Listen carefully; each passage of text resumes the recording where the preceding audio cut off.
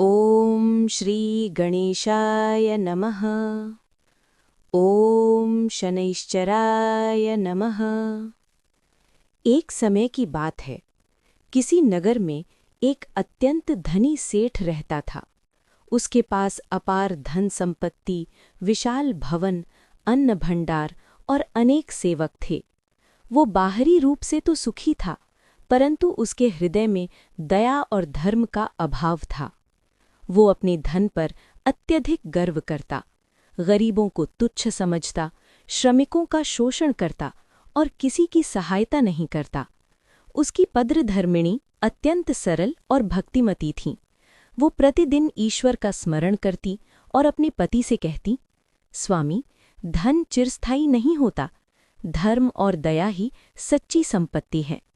परंतु सेठ इन बातों को अनसुना कर देता। एक शनिवार के दिन दोपहर के समय एक वृद्ध ब्राह्मण उसके द्वार पर आया।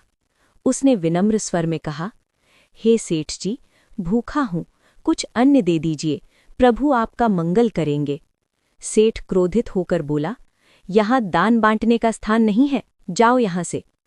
वृद्ध ब्राह्मण शांत भाव से बोले, मनुष्य अपने कर्मों का फल अवश्य भोगता है, अहंकार का अंत निश्चित है। इतना कहकर वे चले गए। वे कोई साधारण ब्राह्मण नहीं थे, बल्कि न्याय के देवता शनि देव की प्रेरणा से आए दिव्य पुरुष थे। कुछ ही समय बाद सेठ के जीवन में विपत्ति का दौर आरंभ हुआ।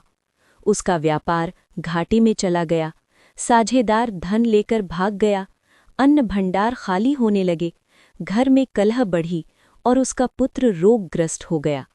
जिसे अपने धन का अभिमान था, वो अब दरिद्रता के भय से कांपने लगा। रात दिन चिंता में डूबा रहने लगा। एक रात्रि वो अत्यंत व्याकुल होकर सोया। स्वप्न में उसने देखा कि चारों ओर अंधकार है।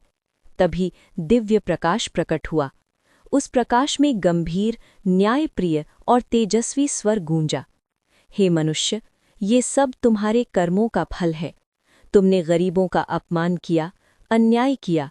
यदि मुक्ति चाहते हो तो अहंकार त्यागो, दया अपनाओ और शनिवार का व्रत श्रद्धा से करो। सेठ भयभीत होकर जाग उठा। उसके हृदय में पश्चाताप उत्पन्न हुआ। अगले ही शनिवार वो प्रातःकाल उठकर स्नान कर स्वच्छ वस्त्र धारण कर पीपल वृक्ष के समीप गया। उसने सरसों के तेल का दीपक जलाया, काला तिल अर्पित किया और जोड़े हाथों से प्रार्थना की, हे न्याय के देवता, मुझसे भूल हुई, मुझे क्षमा करें। वो श्रद्धा से मंत्र जप करने लगा, ओम शम शनैश्चराय नमः। उसने निर्धनों को अन्नदान दिया, श्रमिकों को उचित वेतन देना प्रारंभ किया और विनम्रता अपनाई। कई सप्ताह तक उसने निष्ठा से शनिवार का व्रत किया। धीरे धीरे उसके जीवन में परिवर्तन होने लगा।